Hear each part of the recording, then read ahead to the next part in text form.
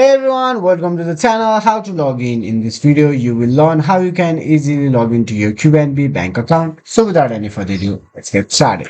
Dive into your default web browser. I'm using Google Chrome, you can use it too. In the web search bar, simply type in qnbbank.com, which will lead you to the official web page of QnB Bank. In the right hand side, there is option to login. Click on the login and the new prompt will open where you can input your credential, your username and password. Simply click on the login after inputting your username and password, and there you go, you are logged into the QnB Bank account.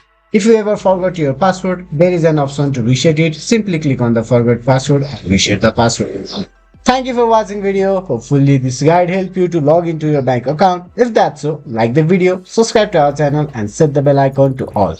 Any of the queries can be dropped in the comment section. See you again in another video. Till then, have a great time.